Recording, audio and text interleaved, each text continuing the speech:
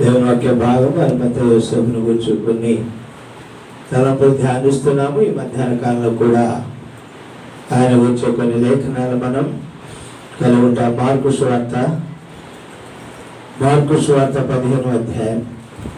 మత్తయి మార్కులో చక్కగా ఈ మత్తయి యోసేపును గురించి వ్రాయబడిన సంగతులు చూస్తాము. మార్కు సువార్త 15వ అధ్యాయం. ఈ 15వ అధ్యాయంలో 46 వచనాన్ని అందరం కలిసి చదువుకుందాం. మార్కు సువార్త 15వ అధ్యాయం 46 వచనం అందరం కలిసి చదువుకుందాం. అతడు నార పట్టుకొని ఆయనను తిప్పి ఆ బట్ట చుట్టి బండలో తొలిపించిన సమాధి యందు ఆయనను పెట్టి ఆ సమాధి ద్వారములకు రాయి పొర్లించెను.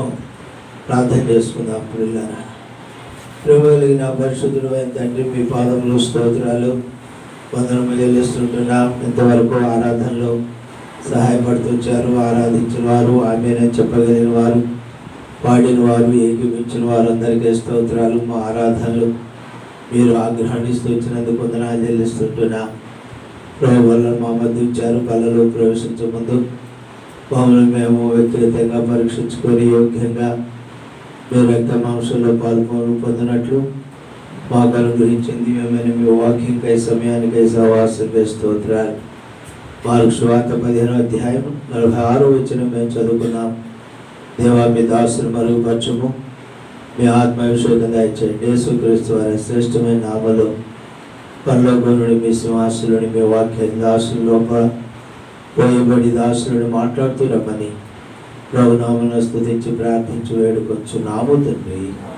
ఆమేన్. ప్రియులారా, ఈ మధ్యాహ్న కాల సమయంలో అరిమతయి యోసేపును గురించి కొన్ని తలంపులు మనం చూస్తున్నాం. అతను ధనవంతుడని, ప్రభు అయిన దేహాన్ని, యేసుప్రభు దేహాన్ని తనకిమ్మని తెగించి అడిగిన వాడని, అరిమతయి యోసేపుని గురించి తెగిపోయిన వాడుగా మనం చూస్తూ ఉన్నాం.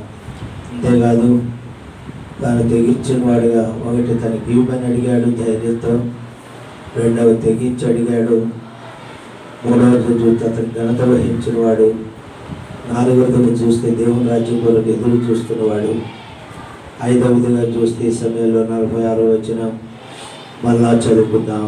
మార్కు సువార్త రండి, 15వ అధ్యాయం 46 వచనం చదవండి. అతను నారబట్ట పట్టుకొని ఆయన తిప్పి ఆ బట్టతో చుట్టి బండలు తొలిపించిన సమాధి యందు ఆయన పెట్టి ఆ సమాధి ద్వారములకు రాయి. ఈ వచనాల్లో ఉన్న భాగాలన్నీ కూడా చూస్తే అతడట నారబట్ట కొన్నాడట, ఆయనను సులువ మేంచి దించాడట, ఆ బట్టతో యేసుప్రభు దేహాన్ని చుట్టాడట, బండలో తొలిపించిన సమాధి యందు ఆయనను పెట్టాడట, ఆ సమాధి ద్వారములకు రాయి పొర్లించాడట. ఎవరు చేశారు ఈ పనులన్నీ? ఒక్క అరిమతయి యోసేపుని గురించి ఇంత సాహసంతో ఉన్న పనులన్నీ చూశాం.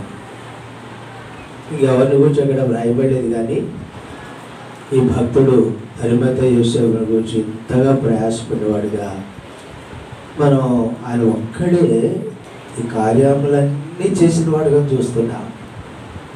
వ్యక్తిగతంగా ప్రభు నిమిత్తమై తానెంతో ప్రయాసపడినటువంటి వాడుగా అరిమతయి యోసేపుని గురించి సమయంలో మనం జ్ఞాపకం చేసుకుంటూ ఉన్నాం. దయచేసి 4వదిగా ఈ భాగాన్ని 5వదిగా చూస్తే, లేక 4వదిగానే ఈ భాగంలో చూస్తే తను ప్రయాసపడిన వాడు. చాలాసార్లు ప్రయాసపడటానికి ఇష్టం ఉండదేమో, చెమట ఉంచడానికి ఇష్టం ఉండదు. ప్రభు నిమిత్తమై రక్షించబడిన ప్రభు బిడ్డలారా, ప్రభు మన కొరకు సులువు మీద క్రయం చెల్లించకపోతే ఆ ఘోరమైన మరణం మనం ఇలా కూర్చునేవాళ్ళం కాదు, మనకి రక్షణ దొరికేది కాదు. పాప జీవితంలో, శాపగ్రస్తమైన జీవితంలో ఉండవలసిన వారమే. మనందరినీ ఇలాంటి గొప్ప ధన్యకరమైన జీవితాన్ని తెచ్చాడు అంటే ప్రభు ఎంత శ్రమ పడ్డాడు, ఎంత కష్టపడ్డాడు, ఎంత రక్తము ఆకరబొట్టుగా మనకాల్సిన వారిగా చూస్తాం.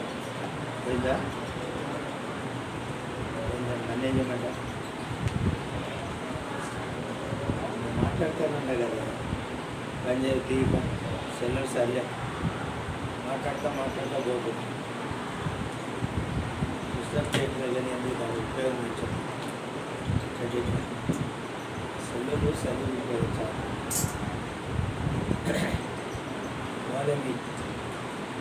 మధ్యాహ్న కాల సమయంలో మనం ఈయన గురించి చూస్తాము. ప్రియులారా, తాను ఒక్కడే ఇంతగా ప్రయాసపడినవాడిగా మనము చూస్తూ ఉన్నాం. ప్రయాసపడుతూ ఉన్నాడు. ప్రభు నందు తానంతో ప్రయాసపడినవాడిగా. ప్రకటన గ్రంథం ఓ మాట చదువుకుందాం. సంఘముల గురించి చూస్తాం. ప్రకటన 2:3 వచనాలు. ప్రకటన గ్రంథం 2వ అధ్యాయం ప్రియులారా 2-3 వచనాలు సంఘముల గురించి చదువుకుంటాం. చదవండి. ప్రకటన 2వ అధ్యాయము 2-3 వచనాలు. నీ క్రియలను, నీ కష్టమును, నీ సహనమును నేను ఎరుగుదును. నీ క్రియలను, నీ కష్టమును, నీ సహనమును నేను ఎరుగుదును. 3వ వచనం. నీవు సహనము కలిగి నా నామం నిమిత్తం భారం భరించ అలయలేదని కూడా నేను ఎరుగుదును అనే మాట చూస్తున్నా. చాలాసార్లు ప్రభు మనల్ని ఎరగని వాడుగా ఎంచుకుంటాం. ప్రభు మనల్ని చూడలేదు అన్నట్టుగా మన ఇష్టానుసారంగా సాగిపోతాం. ఆయన అంటాడు, నేను ఎరుగుదును. కష్టపడుచున్న ప్రభుని బట్టి బిడ్డ, నేను ఎరుగుదును నీ కష్టం. ఒకవేళ నువ్వు ఒక్కడవే అలయక భరిస్తున్నావా, నా భారం అంతా అది కూడా నేను ఎరుగుదును. నీ క్రియలను, నీ పనిని, నీ పరిచర్యను నేను ఎరుగుదునయ్యా. నేను ఎరుగుదును. ప్రభు ఎరిగితే చాలు. ప్రభు దృష్టికి మనం ప్రయాసపడే వారికి ఉంటే ఎంత మేలో, పనిలో పరిచర్యలో నమ్మకస్తులు ఉంటే ఎంత మేలో. కొన్నిసార్లు తప్పించుకొని తిరుగుతాం, సాకులు చెప్తూ తిరుగుతాం, అపనమ్మకస్తులుగా కనబడం. దేవుని సన్నిధిలో నమ్మకత్వం ఉండదు. శ్రమ కష్టం ఉంటే అసలు ఆ ప్రాంతానికే రా. ఇంకేదైనా ఇబ్బంది, కష్టము, శ్రమ, నిందొస్తుంది, ఏదేదో జరుగుతుందంటే ఇక అసలు కనబడం. దేవుని ప్రజలతో శ్రమ అనుభవించడం మేలన్నాడు మోషే. ఐగుప్తు ధనము, రాజు, రాజరికము, రాణి, కుమారుని అనిపించుకునే దానికంటే, దానికి సంబంధించిన భోగభాగ్యముల కంటే నేను దేవుని ప్రజలతో శ్రమ అనుభవించుట నాకు మేలు. వారు శ్రమల్లో నుండి మహిమలోకి పోతూ ఉన్నారు. ఐగుప్తుకుందా, భాగ్యముకుందా, వెండి బంగారముకుందా, రాజరముకుందా, రాజరికానికుందా, సింహాసనముకుందా మహిమ? ఎవరి దేవుని ప్రజలు? శ్రమల్లో, నిందల్లో, కష్టాలు వెళ్ళవలసిన వారే. ఇప్పటికాలపు శ్రమలే మహిమలోకి తీసుకుని వెళుతున్నాయి. నేను వారితో కష్టాన్ని అనుభవిస్తా, శ్రమాన్ని అనుభవిస్తా, వారి పనిలో పాలివారిని ఉంటా, వారితో ఉంటా, వారిలో ఒక్కరిగా ఉంటా. నాకొద్దు ఆ రాజరికం, నాకొద్దు ఆ సింహాసనం అని ఎలా ఎంచుకున్నాడో. మన జీవితాల్లో చాలాసార్లు మనం ఎవరిని పట్టించుకోం. ప్రభు కొరకు ప్రయాసపడం కూడా కొన్నిసార్లు ప్రయాసపడిందే ఎక్కువ అనుకుంటాం. ఇప్పటికే ప్రయాసపడింది చాలా ఎక్కువండి అని ఏదో దండగొచ్చినట్టు. ఇంకోసారి అనుకుంటాం, ఏమి ప్రయాసపడ్డామో ఆశిస్తాం. నువ్వు చూపించే ఆసక్తి తుదమటుకు చూపించాలి. ప్రభు వచ్చే వరకు, ఈ దేహాన్ని ఇచ్చే వరకు దేవుడు ఇచ్చిన పని విషయంలో, పరిచర్య విషయంలో, కార్యముల విషయంలో ప్రయాసపడుతూనే ఉండాలి. ఏదో దాన్ని బట్టి దీన్ని బట్టి తృప్తిపరచబట్టం కాదు. కానీ ఇక్కడ చూస్తే ఆ సంఘముతో అంటున్నాడు, నేను ఎరుగుదును. అలయక నువ్వు నా భారం భరించావని నేను ఎరుగుదును. ఎప్పుడు నేనేనా, మేమేనా, నాకేనా? ఎంతమంది లేరు? దేవుడు నిన్ను ప్రేమించి నమ్మి నీకు ఇస్తే ఏం చేస్తున్నావు? దాన్ని సద్వినియోగపరుస్తున్నావా? ప్రభు కొరకు నమ్మకంగా ఉన్నామా? ప్రభు చెప్పగలుగునా, నా విషయంలో, నీ విషయంలో నేను ఎరుగుదును, దాసుడా నేను ఎరుగుదును బిడ్డ అని. ప్రియులారా, మన గురించి చూస్తున్న దేవుడు నన్ను గురించి, నిన్ను గురించి చెప్పకపోతే ఇంకా చూడు, మన అధోగతి ఇక మన గతి ఏమాత్రం ఫలం ఉండదు. కాబట్టి మన జీవితాల్లో దేవునిమై తగ్గించుకొని మనము ప్రభు కార్యములు, పని పరిచయ విషయంలో ఎంతో నమ్మకస్తులు ఉండాలి. సొంత కార్యముల కంటే మిన్నగా ప్రభు కార్యాలు ప్రేమించాయి. దేవుని పనిని పరిచయాన్ని సన్మానించాలి, కృతజ్ఞులమని ఎంచుకోవాలి. ఇది దయచేత నేను పొందాను, దీనికి అసలు యోగ్యుడినే కానని మనం ఎంచుకొని పౌలు వలె కృతజ్ఞులమై ఆ పనిని పరిచర్యలో ప్రయాసపడే వారికి ఉండాలి. ప్రయాసపడుతున్నాడు అరిమత యోసేపు. తానొక్కడే దించాడట, తానొక్కడే నార పట్టుకున్నాడట, తానొక్కడే దించాడట, తానొక్కడే పట్టు చుడుతున్నాడట, తానొక్కడే సమాధిలోకి దించాడట, తానొక్కడే సమాధిలో పెట్టాడట, తానొక్కడే రాయి పొల్లించాడట. మిగిలిన వారు ఎక్కడండి మరి? చాలాసార్లు మనం అయితే నేనొక్కడా నాకెందుకు అనుకుంటాం. ఆయన ఒక యూదుల సన్హెడ్ సభలో ఒక నాయకుడు అయినప్పటికీ 70 మంది సభ్యుల్లో ఒక సభ్యుడ యూదుల ఒత్తిడి తనుకున్నప్పటికీ ప్రభు విషయాలకు వస్తే ప్రియులారా 4వది ఎంత ప్రయాసపడుతున్నాడో, ప్రభు కొరకై తాను శక్తి వంచన లేకుండా ప్రయాసపడుతూ ఉన్నాడు. ఈ సంగతి ప్రభు ఎరిగిన వాడుగా చూస్తున్నాం. నేనెరుగుదు ప్రభు తన వారిని, చెప్పండి, ప్రభు తన వారిని ఎరుగును. గట్టిగా చెప్పండి. నాకంటే మీరు బాగానే చెప్తారు, మరి ఎందుకో ఈ సందేహం, అనుమానం, అసంతృప్తి. ప్రభు తన వారిని ఎరుగును. వాడు ఎక్కడున్న వారిని ఎరిగాడు, వారుతున్నాడు, వారిని తప్పించాడు, వారితో ఆ శ్రమ అనుభవించాడు. ప్రభు విడిచిపెట్టేవాడు కాడు. మన పరిస్థితులన్నింటిలో ప్రభు తన వారిని ఎరుగును. ఈ చక్కని అనుభవం ప్రభు తన వారిని ఎరుగును. ఇంకొక మాట 1 కొరింథీ 8:3, దేవుణ్ణి ప్రేమించేవారు ఆయన ఎరుకలో ఉన్నవారే, నిరాశపడకూడదు, ప్రేమలో సన్నగిలకూడదు, ఎందుకంటే ఆయన చూస్తున్నాడు అని అర్థం. మనం ఆయన కొరకు జీవిస్తుంటే మనల్ని ఆయన చూస్తూ ఉన్నవాడు. మనం ఆయన కొరకే జీవించాలి. మన కొరకు కంటే కూడా ఆయన కొరకే జీవించాలి. మన కొరకు కాదని ఎవరు చెప్పరండి. మన కొరకు మనం జీవించాల్సింది. అయితే ప్రభు కొరకు మనం జీవించాలి. మన కొరకు మనం జీవిస్తున్నామా, ప్రభు కొరకు జీవిస్తున్నామా? ప్రభు పనిలో పరిచయం కనబడుతున్నావా విశ్వాసి? నీ స్వంత పనులు, నీ కార్యాల్లోనే 24 hours ప్రయాసపడచ్చు. దేవుని కార్యాల విషయంలో ఏమైనా ప్రయాస ఉందా, బాధ్యత ఉందా, పని ఉందా, పరిచర్య ఉందా, నిలిచి ఉన్నావా, చెప్పగలుగుతావా? నీ మనస్సాక్షి నీకు సాక్ష్యం ఇస్తుందా నువ్వు దేవుని పని చేస్తున్నావని? నీ పని నువ్వు చేసుకుంటున్నావు, కానీ దేవుని పని ఏమైనా పాలుపెట్టులు ఉన్నాయా? విశ్వాసం ఉందా ప్రభు బిడ్డలంగా మన జీవితాల్లో? ధైర్యంగా చెప్పగలుగుతామా, నేను ఈ పని పరిచర్య చేస్తున్నాను దేవుని కొరకని? అరిమతేసు 4వ అనుభవములు చూస్తే తన కొరకు కాక తన ప్రభువు కొరకై ఎంతగా ప్రయాసపడుతున్నాడో. ప్రియులారా, తన నామమును బట్టి చూపిన ప్రేమను మరచుటకు, చెప్పండి, మరచుటకు దేవుడు, చెప్పండి, నేను అంచుల మటుకు వచ్చా. దేవుడు అన్యాయస్తుడు కాడు, న్యాయవంతుడని ఇందాక ప్రభు స్తుతించాం. ఆయన కొరకు మనం చేస్తున్న పడిన ప్రయాసం మరచుటకు దేవుడు అన్యాయస్తుడు కాడు అనేది ప్రియులారా మనం ఎరిగి, ఆ అరిమత యోసేపు 4వ అనుభవం మనంతో ప్రయాసపడే కొరింథీలు రాస్తూ 1 కొరింథీ 15వ అధ్యాయం 58వ వచనం, అపొస్తలుడైన పౌలు 1 కొరింథీ పత్రిక 15వ అధ్యాయం 58వ వచనం చదవండి. ఎంత ప్రోత్సాహంగా కూడా వాక్యం రాస్తూ వచ్చాడు కొరింథీ సంఘానికి. 15:58 అండి. కాగా నా ప్రియ సహోదరులారా, మీ ప్రయాసం ప్రభువునందు వ్యర్థం కాదని ఎదిగి స్థిరులను కదలివారును ప్రభు కార్యాభివృద్ధి యందు ఎప్పటికీ ఆసక్తులై ఉండుడి. కార్యముల్లో కదలివారు, స్థిరులను ఎప్పటికీ ఆసక్తి పనులు ఉండాలంటే దేవుని కార్యాల్లో.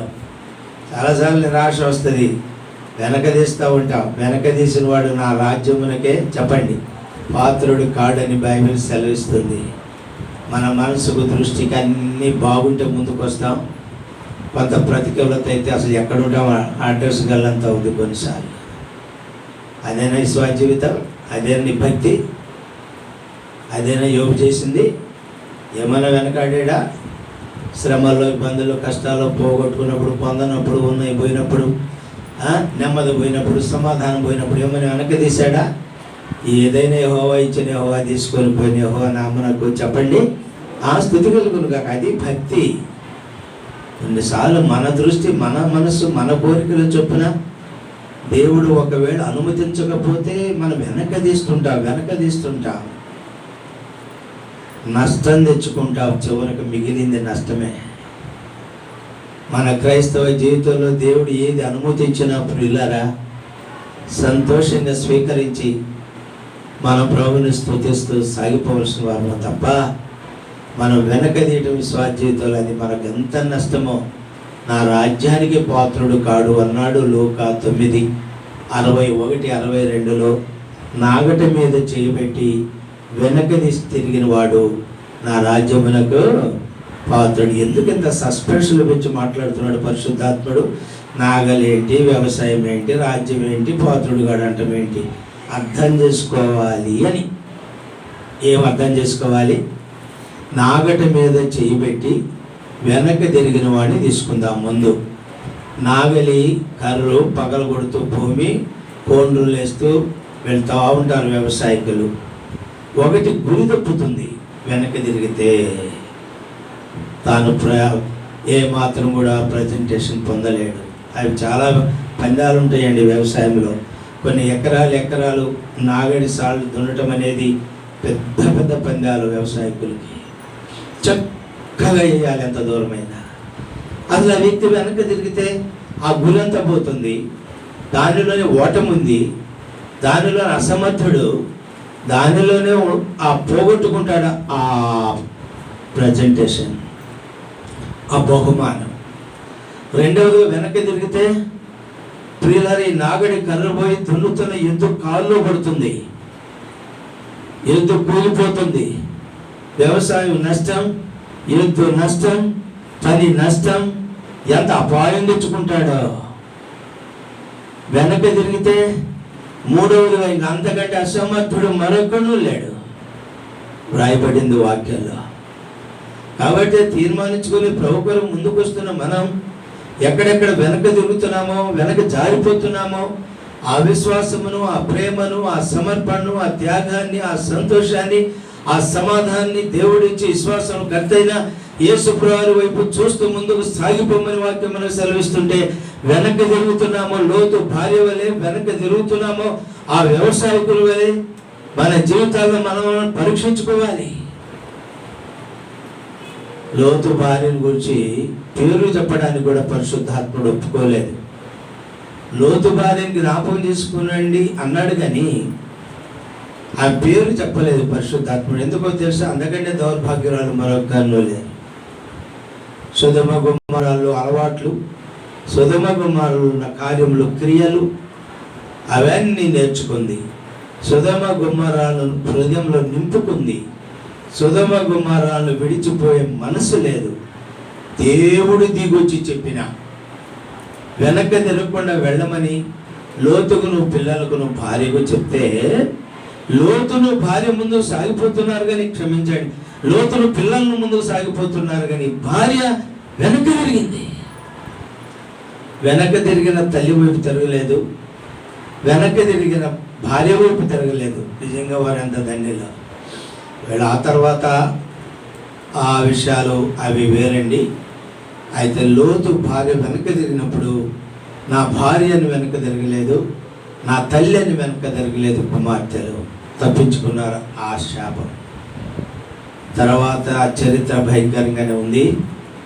సొదొమ గుమ్మరాల సహవాసమును బట్టి ఆ క్రియలు వారు నేర్చుకున్నారు, దౌర్భాగ్యులు అయిపోయినారు. కాబట్టి వెనక్కి తిరగకూడదు. ఆది ప్రేమను ఎక్కడ పోగొట్టుకున్నాం? ఆ విశ్వాసం దేవుడు కనుగొనున్నా ఆ మొదట రక్షించబడిన దినాల్లో ఉన్న ఆరాటం, పోరాటం, అర్పణలు, సమర్పణలు ప్రియులారా, మన జీవితంలో ఎంత సంతోషమో, ఎంత సమాధానమో నిజంగా ఈ దినాల్లో మనం కలిగి ఉంటున్నామా? ఆ ప్రభువునందు అలాగే ప్రయాసపడుతున్నామా? అలసట రాకుండా ప్రయాసపడుతున్నామా? విసుగు చెందకుండా ప్రయాసపడుతున్నామా? గొలుగులు సనుగులు లేకుండా ప్రయాసపడుతున్నామా? కాగా ప్రియ సహోదరులారా, ప్రభువునందు మీ ప్రయాసం వ్యర్థము కాదని ఎరిగి, నా ప్రభువునందు నేను పడిన ప్రయాస వ్యర్థం కాలేదు, నా ప్రభు నాకు ఎంతో గొప్ప మేలు చేశాడని గ్రహిస్తాము. కొన్ని విషయాల్లో ఆ కనికరింగల్ని తన్ని చేసిన మేలుకు. అయితే అనేక సార్లు ఎందుకు ప్రయాసపడాలి, నేనెందుకు ప్రయాసపడాలి వెనక్కి తిరుగుతా. ఏమన్నా ఉంచుకుంటాడా? ఆయన కొరకు ప్రయాసపడిన ప్రయాసను ఆయన ఏమన్నా ఉంచుకుంటాడా? ఆయన ఏమన్నా ఉంచుకుంటాడా? ఒక ఆయన అన్నాడు, చక్ర పోటీతో ఇస్తాడు బ్రదర్, మీరు ప్రార్థన చేసుకొని హాస్పిటల్ వెళ్ళండి, చూడండి ప్రభు చేసే కార్యాలు అన్నాడు ఒక అనుభవం కలిగిన బ్రదర్.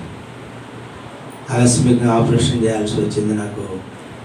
ఆయన ఆత్మీయుడు కనుక విషయం పంచుకున్నానా, ప్రార్థన చేయండి. ఇలాగూ గుంటూరు వెళ్ళమంటున్నారు, పెద్ద ఆపరేషన్ చేయాలట, స్టోన్స్ బాగా ఇబ్బంది చేస్తున్నాయి, అది చూస్తే పరిస్థితులు ఇలాగ ఉన్నాయి అనేదో బలహీనాయి అంటే ఆయన అన్నాడు, ఆయన కొరకు నువ్వు పడిన ప్రయాస ఆయన ఉంచుకుంటాడా జాషువా గారు? చక్ర బొడ్డితో ఇస్తాడు, మీరు ప్రాణం చేసుకొని వెళ్ళండి. ఆయనేమి ఇచ్చింది లేదు, చెప్పినందుకు చెప్పడం నా తప్పే. బలహీనై కొంత ఆదరణ కొరకు కొంచెముతో వెళ్ళా, 1000 కొన్ని వేలతో తిరిగి వచ్చాను ఆపరేషన్ చేయించుకొని. హాస్పిటల్ ఖర్చులు పోనే కొన్ని వేల రూపాయలు ఇచ్చాడు నాకు దేవుడు. సంఘాలు, పరిశుద్ధులు, అన్నం చూడాలి. దాదాపు చీరాల ప్రాంతం 25-30 సంఘాలు ఎగబడి ఎవరు తోచింది వాళ్ళు. మనం పడింది ప్రయాస కొంచెమే, అది కూడా అపనమ్మకస్తులమే. మరి ఆయన చేసింది ఎంత అండి? అందుకనే అపోస్తలుడైన పౌలు కొరింథీ సంగతి అంటున్నాడు, కాగా నా ప్రియ సహోదరులారా, ప్రభువునందు మీ ప్రయాసము చెప్పండి వ్యర్థము కాదు అని మనం అనుకోవటం కాదు, అని ఎరిగి, ఇప్పుడు చెప్పండి, ఎరిగి కదలి వారును స్థిరులను కార్యాభివృద్ధి అందు ఎప్పటికీ ఆసక్తి పరులు ఉండండి. ఆయన ఏం తక్కువ చేయడం. ఉన్నామా మనం? నేను కానీ నీవు కానీ, లేకుంటే ప్రభువా కనికరించు. నా అల్ప విశ్వాసం, అవిశ్వాసం, సందేహం, అనుమానాలు, నా చాలని విశ్వాసం, తక్కువబడిన విశ్వాసం, ఓ దేవా నన్ను క్షమించు. నా పరిచర్యలో నేను ప్రయాసపడే వాణ్ణిగా దాన్యగా చేయమని ప్రభువుని అడుగుదాం. అరిమతయేసు 4వ అనుభవం, తానెంతో ప్రయాసపడుతూ ఉన్నవాడు. ఫిలిప్పీ 4:3 చదవండి. ఫిలిప్పీ పత్రిక 4వ అధ్యాయం, ప్రియులారా 3వ వచనం. ఫిలిప్పీ పత్రిక 4వ అధ్యాయం, అరిమతయేసు కాదండి, ఇక్కడ చూడండి 4వ అధ్యాయం 3వ వచనం. పౌలు కొందరు స్త్రీలను గురించి మాట్లాడుతున్నాడు, చదవండి. అవును, నిజమైన సహకారి ఆ స్త్రీలు క్లెమెంతుతోనూ నా ఇతర సహకారులతోనూ స్వార్థ పనిలో నాతో కూడా ప్రయాసమైన వారు కనుక వారికి సహాయం చేయమని నిన్ను వేడుకొంచున్నాను. ఆ సహకారుల పేర్లు జీవగ్రంథమందు చెప్పండి. నాతో ప్రయాసపడే ఈ సహోదరులిద్దరిని చూడండి. సహోదరులు స్వార్థ పనిలో నాతో కూడా ప్రయాసపడ్డారు, నాతో కూడా కష్టపడ్డారు. సహోదరులే, బలహీనులే, ఎన్నో బాధ్యతలు ఉన్నవారే, ఆయన కూడా నాతో కూడా కలిసి పనిచేశారు. వాళ్ళకు మీరు సహాయం చేయండి. అంతేకాదు వారి పేరు జీవగ్రంథమందు చెప్పండి.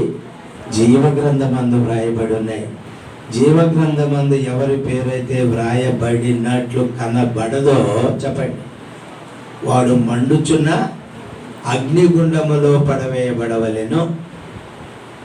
ఎవని పేరైన జీవగ్రంథమందు వ్రాయబడినట్లు కనబడని ఎడల వాడు మండుచున్న అగ్నిగుండంలో వేయబడును. వీరిద్దరి పేర్లు జీవగ్రంథంలో వ్రాయబడి ఉన్నాయి, నిత్య మహిమకు వారసులు. అంతేకాదు దేవుని పని పరిచయంలో సహకారులు, వారికి సహాయం చేసే దేవుడు ఉన్నాడు, వారిని ఆస్వాదించే దేవుడు ఉన్నాడు. నాతో కూడా ప్రయాసపడ్డారు, నాతో కూడా కష్టపడ్డారు, నాతో కూడా శక్తి వంచన లేకుండా, లోభం లేకుండా పరిచర్య చేస్తున్నారు. అసలు పరిచర్య భారం ఉందా? సేవా భారం ఉందా? స్వార్థ ప్రకటించడానికి మనస్సుందా? విశ్వాసవా? విశ్వాసైతే ఎలా మౌనం ఉంటారు? స్వార్థ ద్వారా రక్షించబడి స్వార్థలో పాలు పప్పులు లేకుండా నీకు ఓ విశ్వాసి, నీవేళ విశ్వాసివి, విశ్వాసికి దగ్గర క్రియలై నీ దగ్గర. స్త్రీలే వారు. పౌలు ఎంత గొప్ప సాక్ష్యం ఇస్తున్నాడు. మన మధ్యుండే సేవకులు మనల్ని గురించి సాక్ష్యం ఇవ్వగలరా? దేవుని పనిలో, పరిచయంలో, నా కష్టంలో, నా శ్రమల్లో నాతో కూడా శ్రమపడి కష్టపడి దేవుని పని పరిచర్య ప్రయాసపడుతున్న సోదరి లేక సహోదరుడని అపోస్తలుడు సాక్ష్యం ఇవ్వగలరా? ప్రభు సాక్ష్యం ఇవ్వగలరా? అసలు ఆ ప్రయాసం ఉందా మనకు? ఏ విశ్వాసం? క్రియల లేని విశ్వాసం. చెప్పండి గట్టిగా మాట. క్రియలు లేని విశ్వాసం చచ్చిన దానివి అంతే. నువ్వు విశ్వాసం లేని క్రియలు కూడా, చెప్పండి ఇప్పుడు చెప్పండి తిప్పి, విశ్వాసం లేని క్రియలు కూడా మృతమైనవి. క్రియలు లేని విశ్వాసం మృతం, విశ్వాసం లేని క్రియలు మృతం. ఈ రెండు కలిగి ఉంటేనే జీవం. ఎలాగున్నా మీ మధ్యాహ్న కాలం నేను నీవు. ప్రియులరా, మనం పరీక్షించుకుందాం. ఈ స్త్రీలు పౌలుతో కూడా కలిసి ఎంతో ప్రయాసపడిన వారిగా పౌలు సాక్ష్యం ఇస్తూ ఉన్నాడు. మనం రోమా 16 అధ్యాయానికి వెళితే 7, 12 2 వచనాలు చదవండి. రోమా 16 రండి దయచేసి. రోమా పత్రికలో ప్రయాసపడిన వారి పేర్లు గురించి చూస్తాం. దయచేసి చూడండి. రోమా పత్రిక 16 7వ వచనం అండి. రోమా పత్రిక 16వ అధ్యాయం 7వ వచనం చదవండి. మీరు కూడా చూడండి. నాకు బంధువులను, నాదుడి ఖైదీలైన అద్రోనీకును యూనియకును వందనములు. చదువుమా. మీరు అపోస్తుల్లో ప్రసిద్ధికెక్కిన వారై నాకంటే ముందుగా క్రీస్తునందు ఉన్నవారు, ప్రభువునందు ప్రియుడగు. తర్వాత మనం 6వ వచనం అండి. 6వ వచనం, మీ కొరకు బహుగా ప్రయాసపడిన మరియకు వందనములు. 12వ వచనం, ప్రభువునందు ప్రయాసపడు త్రుపైనాకును త్రుపోసాకును వందనములు. అబ్బా, కొన్ని అక్షరాలు చంపేస్తాయి కదా. ఆ చదివిన వాళ్ళకి ఏమొస్తాయి అబ్బాయి అని ఆయన సహాయపడకపోతే మెలికలు తిరిగిపోతారు కొన్ని సందర్భాల్లో. బైబిల్ భాష అక్షరాలు దేవుడు సహాయం చేయకపోతే అర్థం చేసుకోవడం, చదవటము కష్టమే. ఆ పరిశుద్ధాత్ముడు సహాయపడుతున్నాడు. రోమా 16వ అధ్యాయం 6వ వచనం 12వ వచనం బహు ప్రయాసపడిన వారిగా చూస్తాం. 2వ దినవృత్తాంతములు 29వ అధ్యాయం 2వ వచనం అండి. 2వ దినవృత్తాంతములు చూడండి. వాక్యం అందరూ రెఫరెన్స్ చక్కగా గమనించండి. అవసరమైతే రాసుకోండి. ఈ అమూల్యమైన మరొకసారి చక్కగా ఉపయోగపడతాయి. 2వ దినవృత్తాంతములు 29వ అధ్యాయం 2వ వచనం చదవండి. అతడు తన పితరుడు దావీదు చర్య అంతటి ప్రకారం యెహోవా దృష్టికి, ఇక్కడ మనం గమనిస్తే ఇక్కడ దావీదు గోత్రమును, రాజులను, లేక వారి అందరిని గురించి మనం చదువుతున్నప్పుడు ఇలాంటి అనుభవాలన్నీ మనకు జ్ఞాపకం చేయబడుతున్నాయి. దానికంటే దావీదు అనుభవాలు ఇంకొక మాట. మొదటి దినవృత్తాంతములు, క్షమించండి నేను 2వ దినవృత్తాంతాలు చెప్పాను, మన్నించండి. మొదటి దినవృత్తాంతములు 29 దయచేసి 2వ వచనం అండి. దావీదు అనుభవం ఇది. 2వ వచనం, నేను బహుగా ప్రయాసపడి నా దేవుని మందిరమునకు కావలసిన బంగారపు పనికిని బంగారమును, వెండి పనికిని వెండిని, ఇత్తడి పనికిని ఇత్తడిని, ఇనుప పనికిని ఇనుమును, కర్ర పనికిని కర్రలను, గోమేదపు రాళ్లను, చెక్కుడు రాళ్లను, వింతైన వర్ణపు గల వర్ణములు గల పల విధములైన రాళ్లను, మిక్కిలి వెలగల నానావిధ రత్నములను, తెల్ల చలువ రాయి విశేషముగా సంపాదించి తిని. దావీదు చూడండి మందిరానికి ఎలా సంపాదించాడు. ఎన్ని రాళ్ళు, ఎన్ని కథలు, ఎన్ని అమూల్యమైనవి. ప్రయాసపడ్డా నేను దేవుని మందిరం విషయంలో. దేవుని మందిరం కట్టడానికి ఆశ కలిగిన దావీదు ప్రయాసపడ్డాడు. దేవుని మందిరాన్ని కావాలని ఆశించిన దావీదు, ఇశ్రాయేలు బలిష్ఠునికి ఒక మందిరం, నివాస స్థలం కావాలని తీర్మానించుకున్న దావీదు ఎంత ప్రయాసపడి ఎంతటి వాటిని సమకూర్చాడు. వాటిని సమకూర్చిన తర్వాత మందిరం కట్టాలని దావీదు. మనమైతే దానికి భిన్నంగా తొందరపడుతుంటాం. ఏమీ లేకనే ఏదో కట్టాలని ప్రయాసపడతాం. ఏమీ కాదు, అన్నీ సమకూర్చుకునే దేవుని మందిరాన్ని కట్టడం మంచిది. దావీదు అలాగూ చేశాడు. మందిరం కావాలి అనే దానికంటే కూడా దేవుని మందిరంలో కావలసిన ద్రవ్యం విషయంలో ప్రయాసపడి సమకూర్చు. అది ఎంతో అవసరం. సమకూర్చిన తర్వాత కట్టడానికి పూనుకున్నప్పుడు కూడా దావీదును వద్దన్నాడు. ఆ సమకూర్చిన దానితో సొలొమోను యెరూషలేమును కట్టాడు 36 సంవత్సరాలు.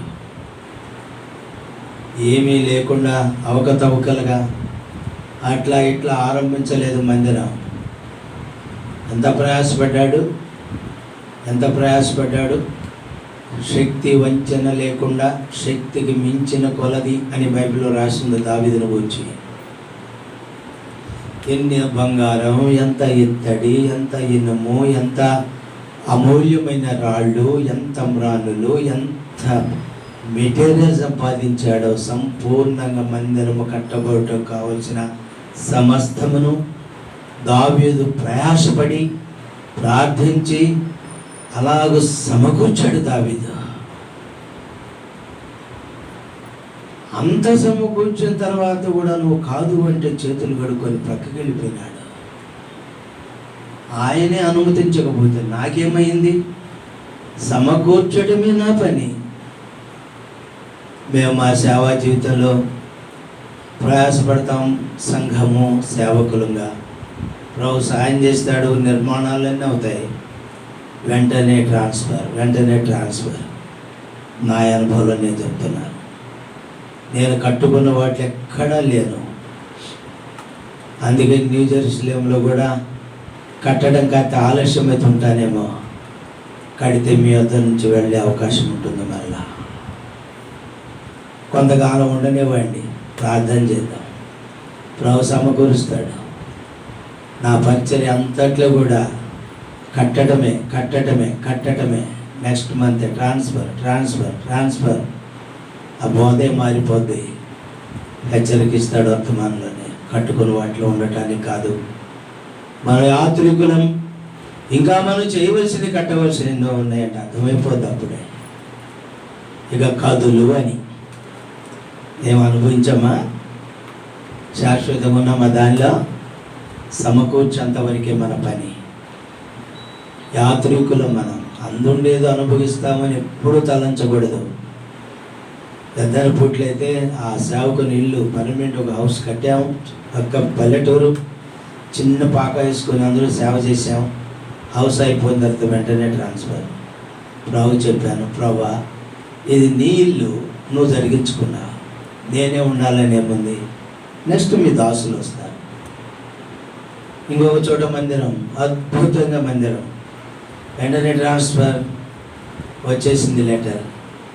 పట్టుకొని ఒక స్తంభాన్ని, ఒక మాట ప్లాన్ చేశాను నేను. ప్రభా వచ్చిన వాగ్దానంతో ఇంత గొప్ప కార్యాలు చేశావు, నాది కాదు, ఇది నీ మందిరం, నీ పరిచయం నీకు అప్పగించగలుగుతున్నా. అంతే. ఎక్కడున్నాం? జిల్లా హెడ్ క్వార్టర్కి వచ్చాం. దాదాపు 40-50 లక్షల రూపాయలు పెట్టి కట్టడాలు కట్టాం. ఎన్నో పరిచర్యలు 3 yearsలోనే. ఏదో వెళ్ళాల్సి వచ్చింది. నాకైతే నేనే నెమ్మది లేక అప్పగించానంతే. ఆ రూములు, ఆ ఏసీలు, ఆ సౌందర్యం అవసరమా? ఉన్నంతకాలం కట్టాం, లేనిదేదో చూసాం. బ్రదర్స్ ఏకీపించారు, కట్టాము, చూసాము, అనుభవించాము, అక్కడ తీర్చబండి మన కాదే. అది దేవుడు చేస్తాడు, అదంతా ఆయన సమయంలో చేస్తాడు. కాబట్టి దావీదు దేవుని మందిరము నిమిత్తమై తానెంతో ప్రయాసపడినవాడుగా, ప్రయాసపడి సమకూరిస్తే, ఒక స్థలానికి తెస్తే ఒక ఆలోచన వస్తుంది. అసలు ఆ ఆలోచన లేకుండా ఏదేదో చేస్తుంటాను, తెలిసి తెలియని ఆలోచనలు. ఎలా ఆలోచన? అది దేవుని ఆలోచన. అసలు అది దేవుని మందిరం, దేవుని సొమ్ము, దేవుని నిధి అంటే దాన్ని ఖచ్చితంగా దేవుని యొక్క నిధిలోనికి తేవాలి. అది నియమం. దానికి భిన్నంగా నువ్వేదో ఊహిస్తే అది నీది అవసరం లేదు. నీది నాది అవసరమా? దేవునికి ఇస్తే దేవుని స్తోత్రం, దొంగలం కాకుండా. దేవుడు ఇచ్చిన దానిలో దేవుని భాగం దేవునికి చెల్లిస్తే దేవుని స్తోత్రం, దేవుని సొమ్మును దొంగలించకుండా. దొంగలమా? సాకులు చెప్పేవారమా? దేవునికి అన్నది దాచుకునేవారమా? ఏంటి మన విశ్వాసం? దావీదు దేవుని మందిరం కొరకైన సాంపత్యం అంతా తెచ్చాడు, ఉంచాడు, సమకూర్చాడు. అది మూలం. దాన్ని భిన్నంగా చేయొద్దు ఏ ఆలోచన కూడా. అలాంటిది మన దగ్గర దాచుకోవడానికి అంతకంటే వీలు లేదు. ఇకనైనా అలాంటి దేవుని సొమ్ము దేవుని నిధిలోనికి తెచ్చి ఇచ్చి చేతులు కడుక్కొని దేవాని స్తోత్రమను, అప్పుడే దేవుడు నీ పక్షాన కార్యాలు చేస్తాడు. దానికి భిన్నంగా సీయించుకు నువ్వేదో నేను ఇస్తానే చేస్తానని నేనని పలుకుచు అసభ్యకరంగా నష్టం తెచ్చుకోక విశ్వాసి, దేవునికి చెల్లించు. అది నీకెంత క్షేమం అవుద్దో, ఎన్ని కార్యాలు చేస్తాడో నీ ఏడాలి, నీ బిడ్డల ఏళ్ళ. మనమెవరం దేవుని కన్నా దాచుకోవటం, దేవుని సంబంధించి దాచుకోవడం మనమెవరం? అసలు ఈ అధికారం ఉంది మనకు. దావీదు దాచాడా? దావీదు ఏమన్నా సాకులు చెప్పాడా? ప్రయాసపడ్డాడు. దేవుడిచ్చిందంతా, తన శక్తిగా సంపాదించిందంతా, దేవుని మందిరం కొరకైనదంతా ఒక చోటకి తెచ్చి అక్కడ ఉంచాడు అనేది. అప్పుడు అంటున్నాడు, నా శక్తి కొలది, శక్తికి మించి నేను సంపాదించిన ఆయన కృపకై. ఇంకో చోట అంటాడు, దేవా నీవు నాకు ఇచ్చిన దానిలో నీ స్వసంపాద్యములో నీ దగ్గర ఉన్న వెండి, నా దగ్గర ఉన్న వెండి, డబ్బు, బంగారం, బ్యాంక్ బ్యాలెన్స్ సమస్తం కూడా దేవుని సాంపాద్యమని ఎరుగు. నీ జీవితంలో నాది అనుకుంటే ఎంత నష్టం వస్తుందో. దావీదు అంటాడు, దేవా నీవు నాకు ఇచ్చింది అది నీ స్వసంపాద్యం, నువ్వు సంపాదించింది, నువ్వు నాకు ఇచ్చింది, దానిలో నేను కొంచెమే ఇస్తున్నా నీకు. అది దైవ లక్షణం, భక్తుల లక్షణం, ఆశీర్వదించబడే వారి లక్షణం. ఎంతగా హెచ్చించబడింది దావీదు వంశం, దావీదు సంతానం, పిల్లలు యోగా గోత్రం స్థిరస్థాయికి ఎక్కినట్లు చూస్తా. దావీదు అనుభవాలు మనకెంతో అవసరం. అప్పుడే మనము మన కుటుంబాలు లేక మనము మన సంఘం సమృద్ధితో నింపబడే వారం. దేవుడు నూతన కార్యాలు చేసేవాడు. ప్రయాసపడే సబ్జెక్టులో మందిరం సబ్జెక్టు మనకి జ్ఞాపకం చేయబడింది. నేను ప్రయాసపడి ఇవ్వాలి, ప్రయాసపడి దేవుని కొరకు, దేవుని కార్యాల కొరకు నేను సమకూర్చాలి, నా వంతు నేను అనేటువంటిది కలిగి ఉండటం ప్రభుబిడ్డలుగా మనకి ఎంతైనా అవసరం. నేను ప్రయాసపడి, ఒక దినం వస్తుంది. ప్రకటన 14:13 నిజమే, వారు తమ ప్రయాసములు, ఇప్పుడు చెప్పండి, మాని. కాబట్టి చేయటానికి ఉందా? చెప్పండి. ప్రభు పిలిస్తే ప్రయాసపడటానికి ఉందా? ఈ దేహంలో ఉన్నంత కాలమేగా, ఈ గుడారంలో ఉన్నంత కాలమేగా, దేవుడిచ్చిన ఈ సమయంలోనేగా ప్రభు కొరకు ప్రయాసపడేది, ప్రభు కొరకు సమర్పించుకునేది. ప్రకటన 14:13 చూస్తున్నాం. నిజమే, వారు తమ ప్రయాసములు మాని విశ్రాంతి పొందుచున్నారు. ఆ విశ్రాంతిలో నీవు నేను ఉండాలంటే ప్రయాస మానాలి. ప్రయాస మానక ముందు ప్రయాసపడాలి. ప్రయాస మానకు దినం ఉంది. ఆ నిత్య విశ్రాంతిలో ప్రభుత్వం ఉండబోతున్నాం. దానికంటే ముందు అయితే ఒక నిరీక్షణతో ఉన్న వాక్యం ఏంటంటే, ఏప్రిల్ 4 ఒక మాట చదవండి, 9వ వచనం. ఏప్రిల్ పత్రిక 4వ అధ్యాయం 9వ వచనం తీసుకుని చదవండి. కాబట్టి దేవుని ప్రజలకు విశ్రాంతి. చెప్పండి. ఎంతో ధైర్యం, ఎంతో నిరీక్షణ మన జీవితాల్లో. మనకు విశ్రాంతి నిలిచున్నది. ఒక దినం మీ ప్రయాసాలు మానాలి.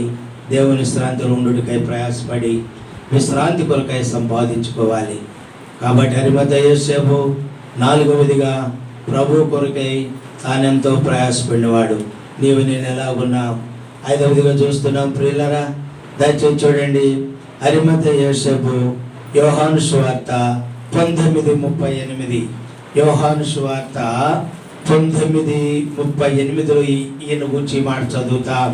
19:38 దయచేసి చదవమ్మా. తర్వాత యూదుల భయం వల్ల రహస్యంగా యేసు శిష్యుడైన అరిమత యోసేపు. చాలండి.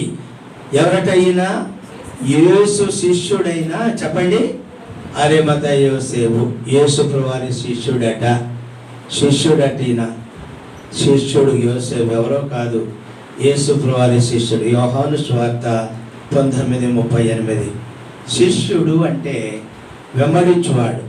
శిష్యుడు అంటే తగ్గించుకునేవాడు, శిష్యుడు అంటే నేర్చుకునేవాడు, శిష్యుడు అనగా ఎప్పుడునూ నేర్చుకునేవాడే. ఎంత గొప్ప శ్రేష్టమైన లక్షణం. ఐదవదిగా అరిమతయ యోసేపు జీవితంలో ఎంత గొప్ప స్థానంలో ఉన్నప్పటికీ ప్రభు కొరకు ప్రయాసపడ్డాడు. నాలుగవది. ఐదవదిగా చూస్తున్న అరిమతయ యోసేపు శిష్యుడు, యేసుప్రభు శిష్యుడు. ఆ శిష్యులు క్రైస్తవుల శిష్యులను చూస్తాం. శిష్యుడు అంటే ప్రభుని వెంబడించేవాడు, దీనుడైన వాడు, తగ్గించుకునేవాడు, నేర్చుకునేవాడు. శిష్యుడి లక్షణం ఏంటంటే ఆ మత్తయి సువార్త ఉపమానాలు ఒక మాట చెప్పాడండి. 13వ అధ్యాయం 52వ వచనం మత్తయి సువార్త. శిష్యుని లక్షణాలు చూడండి దయచేసి. 13వ అధ్యాయము 52వ వచనమా. ఆయన అందువలన పరలోక రాజ్యంలో శిష్యుడిగా చేరిన ప్రతి శాస్త్రియు తన ధననిధుల నుండి కొత్త పదార్థములను పాత పదార్థములను వెలుపలుగా తెచ్చి ఇంటి యజమాని పోలి ఉన్నాడని వారితో. పరలోకానికి సిద్ధపడిన ప్రతి శిష్యుడు, యేసుప్రభువుని వెంబడించిన ప్రతి శిష్యుడు, శిష్యురాలు లక్షణం ఏంటంటే వారు ఎలా ఉంటారో తెలుసా? పాత పదార్థమును క్రొత్త పదార్థమును వెలుపలికి తెచ్చు శిష్యుడు.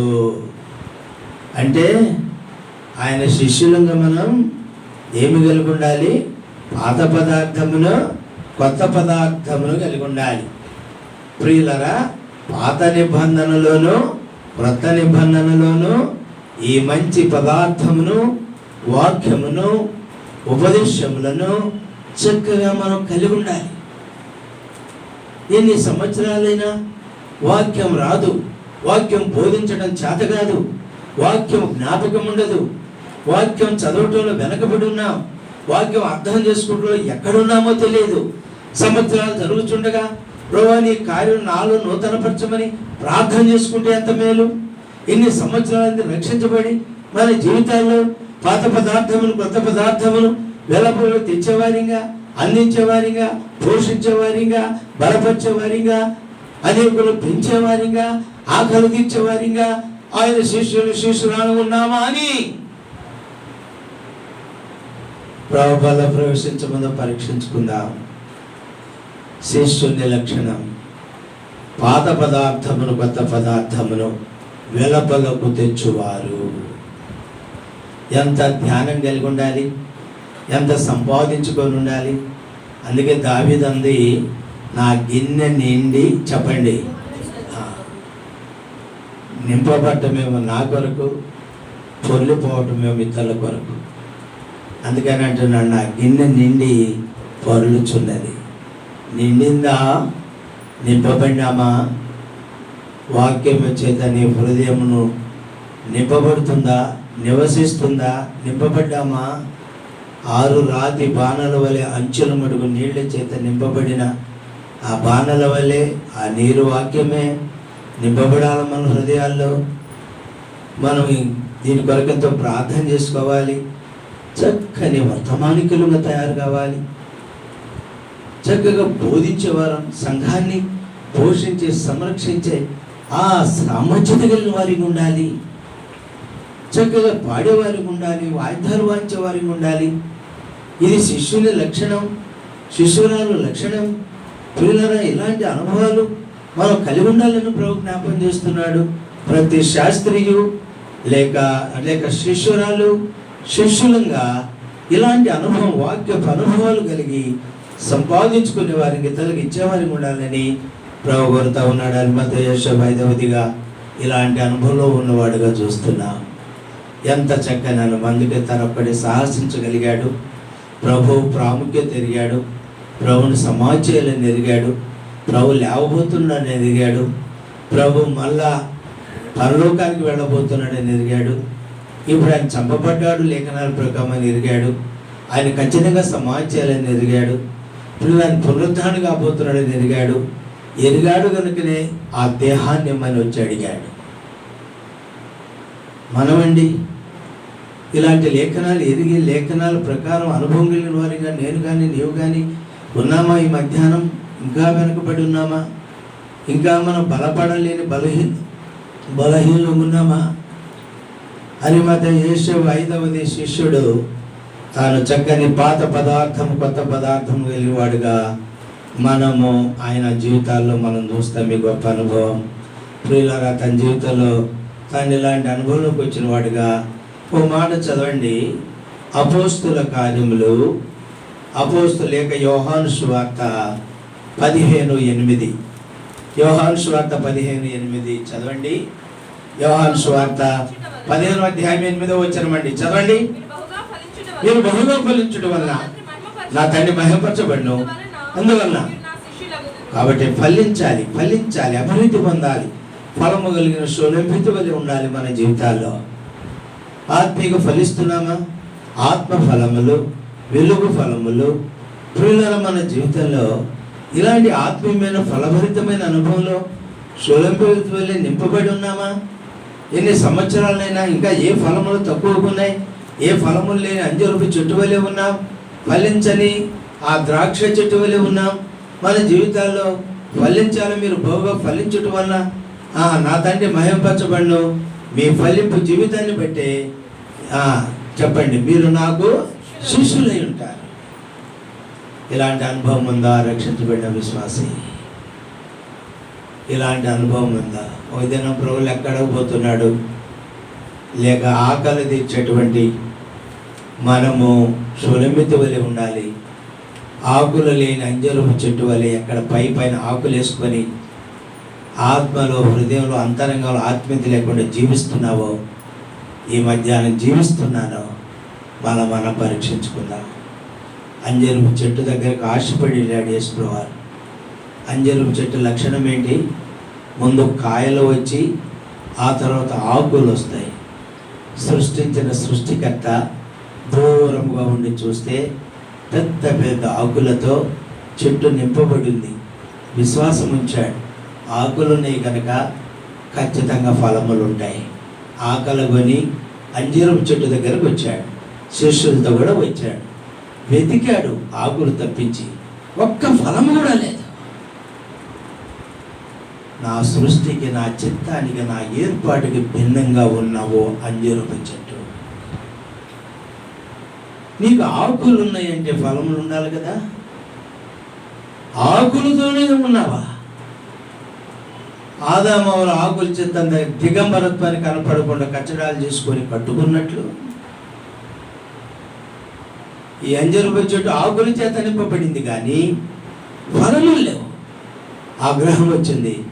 పెళ్ళగించబడదు గాక, వేరులతో కూడా వెండిపోదుగా, ఇక నీ జీవితంలో కాపు కాయకుందువుగాక. శాశ్వతమైన శాపం అంజూరపు చెట్టుకి. యేసుప్రభువు అంటున్నాడు యోహాను సువార్త 15:8, మీరు బహుగా ఫలించడం ద్వారా నా తండ్రి మహిమపరచబడును.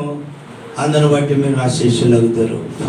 ఫలం శిష్యులని వారి లక్షణం పాత క్రొత్త నిబంధనలోని పదార్థములు తెచ్చేవారు. శిష్యుల లక్షణం ఆత్మ సంబంధమైన ఫలముల చేత నింపబడేవారు. అపోస్తుల కార్యములు 9వ అధ్యాయం 36వ వచనం. అపోస్తుల కార్యములు 9వ అధ్యాయం 36వ వచనం చదవండి. 36వ వచనం. మరో ఉప్పేలో తబితాను ఒక శిష్యురాలు ఉండెనా, ఆమెకు భాషాంతరమున దొరకని పేరు. ఆమె సత్క్రియలను ధర్మకార్యములను బహుగా చేసి ఉండెను. ఆమె సత్కార్యములను ధర్మకార్యములను బహుగా చేసి ఉండెను. ఎవరు ఆమె? దొరక ఎవరు? శిష్యురాలు. శిష్యులు పాత క్రొత్త నిబంధన పదార్థములు తెచ్చేవారు. శిష్యులు ఆత్మీయంగా బహుగా ఫలించేవారు. శిష్యులు ధర్మకార్యములను చెప్పండి. ఏముందమ్మా అక్కడ? ధర్మకార్యం ఒక్క కార్యమేనా? కార్యములు, అనేకమైన ధర్మకార్యాలు.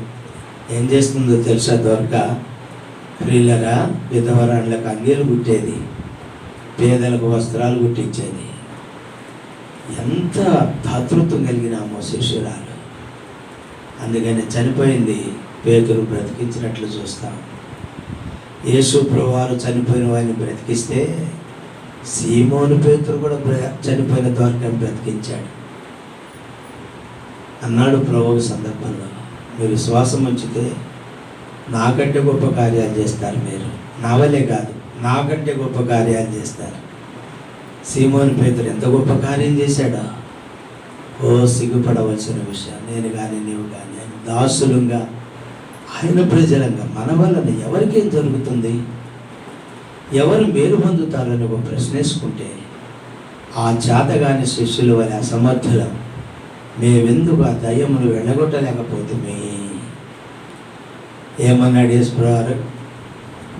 యేసుప్రభు దగ్గరికి వెళ్ళి మేమెందుకు ఆ దయ్యాన్ని వెళ్ళగొట్టలేకపోయినామంటే మంచిది ఆ ప్రార్థన. తగ్గించుకొని దీనులు ఎక్కడ మనం అసమర్థనో చేతగాని వారమో, మనం ఇతరులకు ప్రయోజనకరంగా లేమో, లేక ప్రభావం లేని వారికి ఉన్నామో, అసమర్థులుగా ఉన్నామో, సామాన్యంగా ఉన్నామో, దేవుని పక్షాన కార్యాలు చేయలేని అసమర్థులుగా ఉన్నామో, ఓ ప్రభు నన్ను క్షమించును గాక, మనం క్షమించును గాక, రెండు ప్రభు ఎందుకు వెళదాం. ప్రభావం మేము అసమర్థులం, ఎందుకు చేతగాని వారం, ఎందుకు చేతగాని వారం. ప్రభు అన్నాడు, ప్రార్థన వల్ల తప్ప శిష్యులారా మీ సేవశక్తి వల్ల ఏం పోవేవి, ప్రార్థన వల్ల తప్ప కింద వ్రాశాడు. ఉపవాస ప్రార్థన వలన తప్ప. ఉపవాసం ఉండవలసినంతగా, ప్రార్థించవలసినంతగా ప్రార్థన చేయకపోవటమే నా లోపం, నీ లోపం.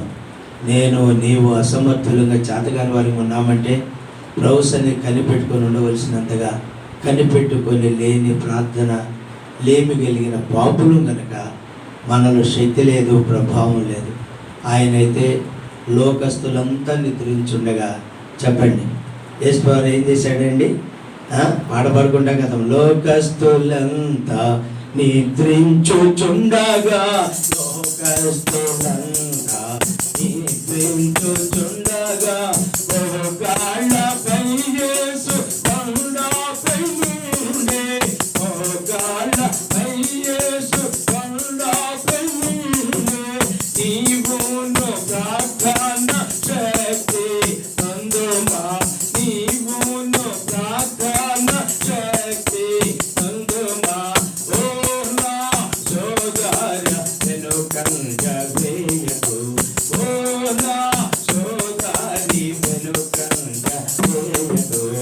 అది మధ్యాహ్న కాలంలో ప్రార్థన లేమి పాపం, ప్రార్థన మానుట పాపం, ప్రార్థన వలన గాక దేని వలన సాధ్యమైన సాధ్యం కావని ప్రభు చెప్తుండగా, శిష్యుడు పాత క్రొత్త నిబంధనల పదార్థములు కలిగిన వాడు, గొప్ప ధ్యానం కలిగిన వాడు. శిష్యులు బాగా ఫలించేవారు. శిష్యులు దాన ధర్మములు, ధర్మకార్యములు, ప్రభు కార్యాలు జరిగించేవారు.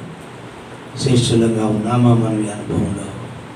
అరిమత యోసేపు శిష్యుడికి తగిన గొప్ప పరిచయం చూస్తాం. ముగింపులో మాట చదువుకుందాం. మార్కు సువార్త 15:46 ముగింపులో అతడు నారబట్టకొని అనే మాట చూస్తున్నాం. యేసుప్రభు దేహాన్ని చుట్టడానికి ఏం కొన్నాడట? ఐదవదిగా నారబట్టకొని. కొనటం ఏం చూపిస్తుంది? జీవితం. కొనడం ఏం చూపిస్తుంది? ఒక చెప్పండి. సమర్పణ జీవితం.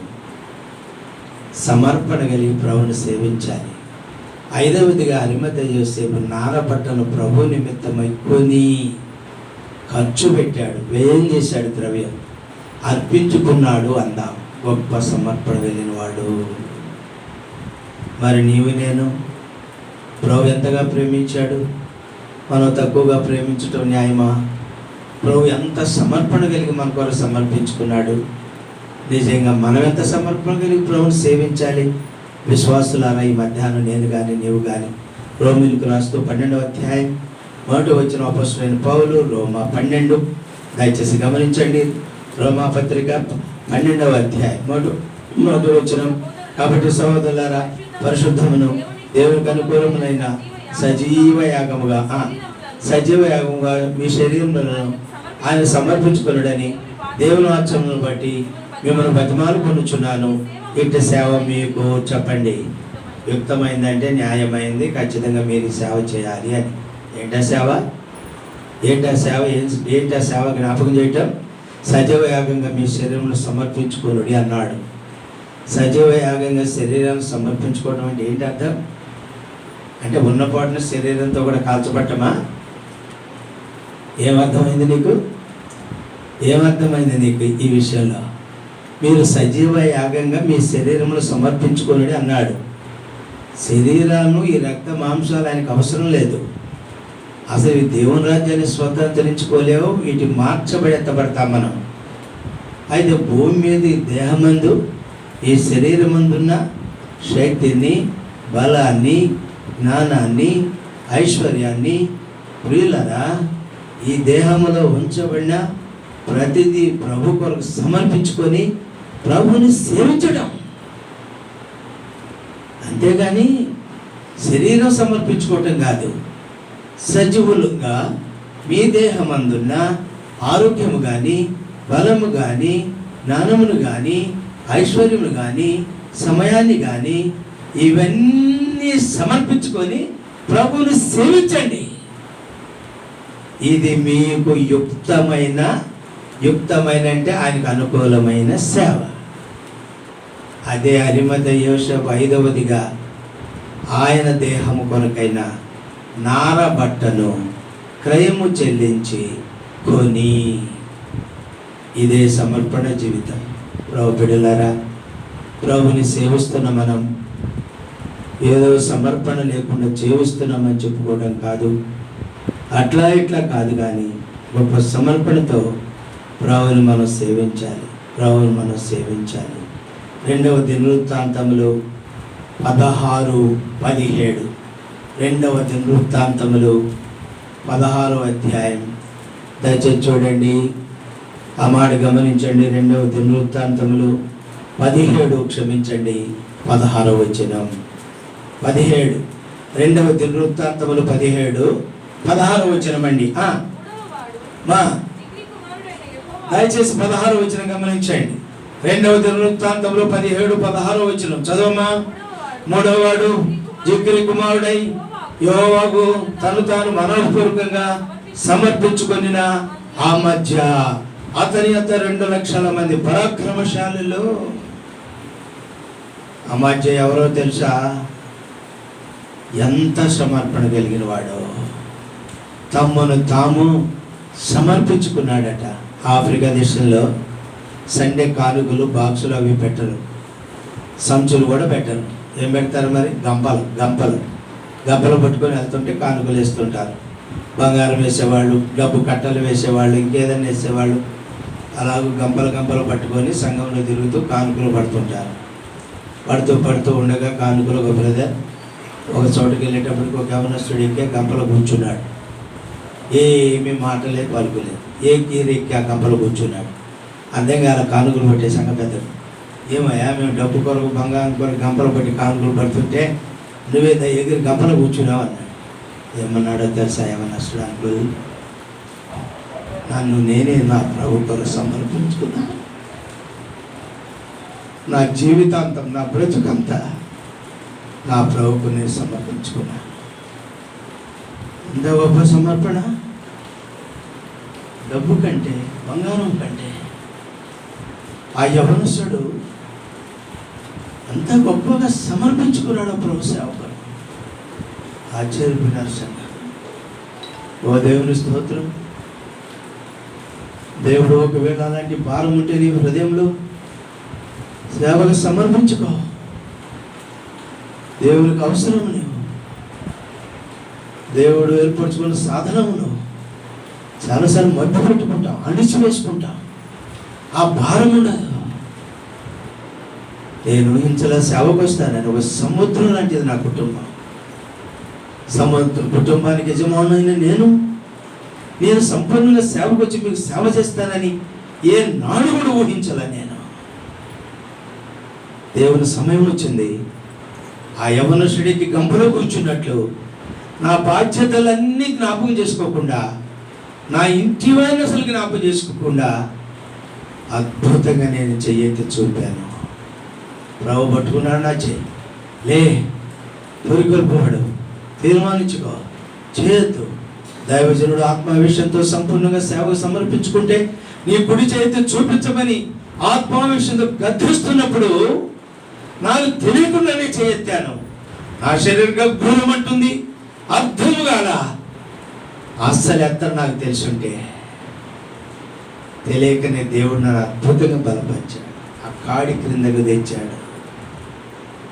దానికి విధేయ చూపిన తర్వాత నా ప్రభు నాకెంత సంతోషమో, నా ప్రభు ఎంత సమాధానం ఇచ్చాడో నా బ్రతుకులో.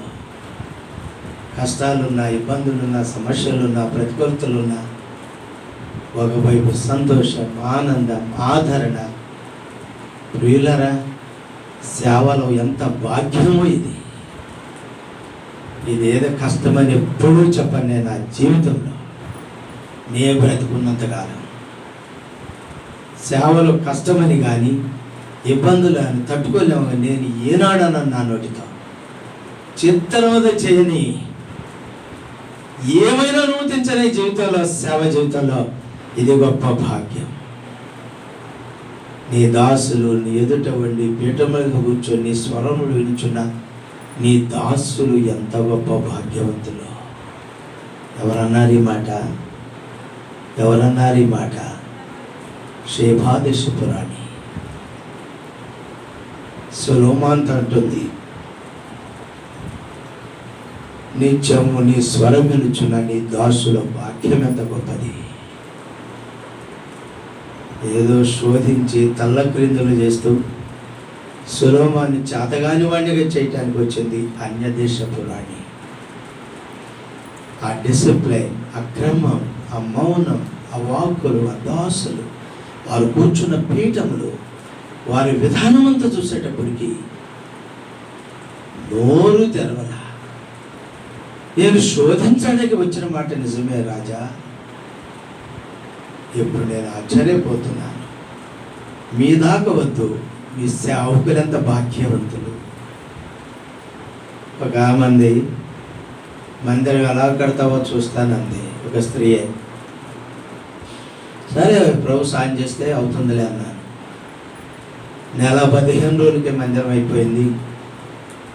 ఆయిల్ పెయింట్లు వేసాం, చక్కని బోట్లు వేసి వాక్యాలు రాయించాం. ఆ ప్రాంతంలో అలాంటి మందిరం లేదు. డెడికేషన్కి వచ్చింది ఆమె. రైలాడకన్నాను, రైలాడ జస్ట్లోనే అంది. సెన్సర్గా ఉంటుంది, ఫుల్ పవర్గా ఉంటుంది. తర్వాత డెడికేషన్ అయిపోయింది. ఢిల్లీ నుంచి జయశ్రీరావు గారు వచ్చారు. వేల మంది ప్రజలు, భోజనాలు కూడా అందించలేకపోయినా మా ఇష్టం తారుమారైపోయింది. వంటోళ్ళు ఆరంభించేటప్పటికే ప్రజలు 5 అయింది, వెళ్ళిపోతున్నారు. మందిరం చూడటానికి వచ్చామని వేలకు వేలు వచ్చారు. ఆ ఆవరణాలే పట్ల ఆఖరికి పోతూ జాషువా నా తల మీద చేయబెట్టి ప్రార్థన చేయాలి.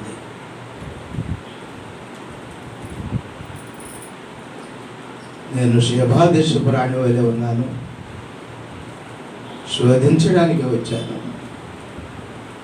ఈ కార్యాలు చూస్తుంటే నేను సిగ్గుపడుతున్నా. నన్ను క్షమించన్నా. నా తల మీద చేయబెట్టి ప్రార్థించి దేవుడు చేస్తాడు ఇలాంటి అద్భుతాలు, మనుషులు కాదు.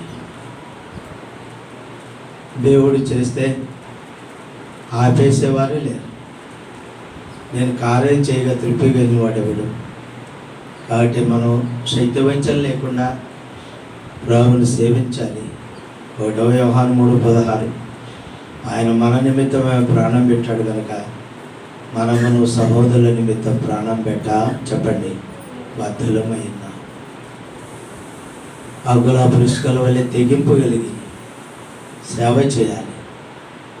ప్రియుల గొప్ప సమర్పణతో ప్రభు సేవను జరిగించాలి. అరిమతయేసు సమర్పణ కలిగిన వాడని జ్ఞాపకం చేయబడుతుంది.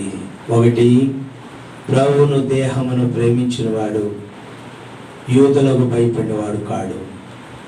2 ప్రభు కొరకని తెగింపు కలిగిన వాడు ప్రాణము లెక్క చేయకుండా దేహమని మనడిగాడు. 3 ఘనత వహించిన వాడు. ప్రియులారా, 4 చూస్తున్న ప్రయాసపడినవాడు. 5 చూస్తున్న శిష్యుని అనుభవాలు.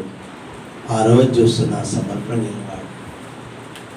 ఈ తలంపులు అరిమతయి యోసేపు నుంచి కొన్ని భాగాలు మన మనసుకు తెచ్చి ఉంటుండగా ఈ మధ్యాహ్నం కూడా మనం పరీక్షించుకొని అలాగూ మనమును ప్రభు కొరకై తీర్మానించుకొని ముందుకు రావాలని ప్రభు కోరుతూ ఉన్నాడు. ప్రార్థన చేసుకుందాం.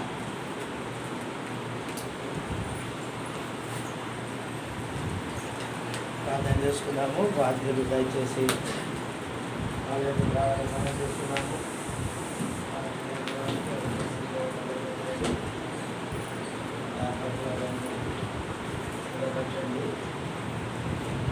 ప్రార్థన చేసుకుందాం. ప్రార్థన ఉండాలని మీకు మనం చేస్తూ ఉన్నాం. ప్రేమ కలిగిన పరిశుద్ధుడు అయిన తండ్రి, మీ పాదములు స్తోత్రాలు చెల్లిస్తున్నాం. ప్రభు ఈ మధ్యాహ్న కాలం మీ లేఖన భాగాలపై స్తోత్రాలు. నా మధ్యలను కూడా జ్ఞాపకం చేసుకోండి. బోధించిన వాడిని కానీ అనేక విషయాలు తప్పైన ధర్మాదులను మీరు సాధించలో ఒప్పుకుంటున్నాను. వారి మధ్య యేసు లాంటి అనుభవాలు లేని వాడిని దయతో క్షమించమని ప్రార్థన చేస్తూ ఉన్నారు. వారు ప్రయాసపడిన వాడిగా చూస్తున్నాం, ఫలభరితమైన వాడిగా చూస్తున్నాం, సమర్పణ లేని వాడిగా చూస్తున్నాం, దీవించిన వాడిగా చూస్తున్నాం. ఆయన కూడా అలాగ చేయి, మమ్మల్ని కనికరించి మీ మధ్యాహ్నం దివ్యమైన మీ వాక్యాన్ని దీవించి మమ్మల్ని అలాగ చేయమని ప్రార్థిస్తున్నాం. తండ్రి సహాయం చేయండి. ప్రభువులకై స్తోత్రాలు. పాల్గొంచుండగా దీవించండి. స్వర్ణాములో స్తుతించి ప్రార్థించి వేడుకొంచున్నాము తండ్రి. ఆమేన్. అంతటా ప్రార్థనలు ఉండాలని మనం చేస్తూ ఉన్నాము. వీళ్ళరా ప్రభు యేసుక్రీస్తు వారు తారపున్న రాత్రి ఒక రొట్టెను ఎత్తుకొని కృతజ్ఞతాస్తుతులు చెల్లించి దాన్ని వేయించి, ఇది మీ కొరకు వినబడిన శరీరం నన్ను జ్ఞాపకం చేసుకుంటే దీన్ని చేయడానికి ప్రభు సెలవించాను. ప్రేమల తండ్రి, మీ పాదములు స్తోత్రాలు. శరీరాన్ని సాదృశ్యమున రొట్టెగా మీకు ఎంతో వందనాలు చెల్లిస్తుంటున్నా. ఓ ప్రభా, ఇది నా శరీరమే సెలవించారు. మా కొరకు కట్టుబడి దున్నబడి ఓ కండాలు రాల్చబడి అపరంగా కాల్చబడినందుకు స్తోత్రాలు. మా అపరాధ పాపం పరిహారాల బలి నిమిత్తమై మిమ్మల్ని మీరు అప్పగించుకున్నారు తండ్రి. మీ స్తోత్రాలు. నలగొట్టడం ఇష్టమైన మిమ్మల్ని బట్టి ఉద్దేశం సఫలపరుచుకున్నాడు తండ్రి. పాప అపరాధ పరిహారాల బలిగా అర్పించుకొని మా పాపలు క్షమించారు, మా నీతిగా తీర్చారు, మీ ప్రజలు అంగీకరించారు. అందుకే స్తోత్రాలు. ఈ మధ్యాహ్న కాల సమయంలో మీ శరీరాన్ని పరిస్థితిస్తూ పాల్గొనబడుచుండగా మమ్మల్ని కనికరించు. యేసుక్రీస్తు వారి శ్రేష్టమైన నామములో స్తుతించి ప్రార్థించి వేడుకొంచున్నాము తండ్రి. ఆమేన్. అలా ఎవరైతే సిద్ధం తీసుకొని మీరు రెడీ చేయండి.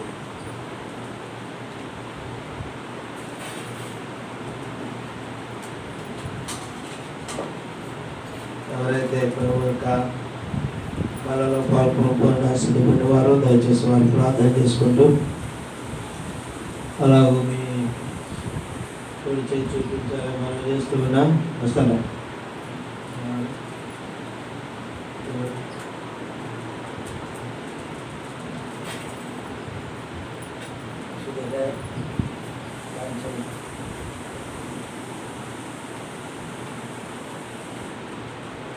అలా సిద్ధపడిన వారు దయచేసి మీకు కూడా హస్తం చూపండి. మీకు వంట అందించబడుతుంది.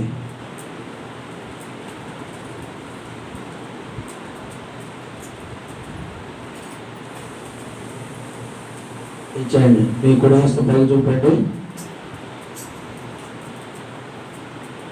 వంట మీకు అందించబడుతుంది. పైకి తర్వాత వెళ్తుకొని ఇక్కడ ఉన్న వాళ్ళకి అందించండి. పైకి వెళ్ళొద్దు, కిందకి వెళ్ళొద్దు, దయచేసి క్షమించండి. కిందకి తర్వాత వెళ్తుకొని ఇక్కడ ఉన్న వాళ్ళకి త్వరగా అందించండి. మీకు కూడా హస్తం చూపండి. మీకు ప్రభు శరీరంలో మీకు అందించబడుతుంది. ఇంకెవరైనా అందరి వారు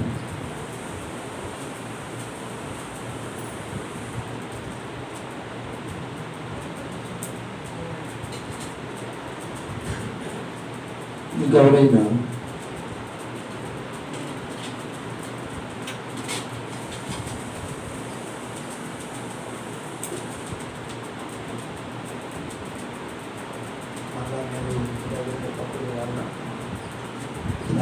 కప్పుల దగ్గర ఉంచండి.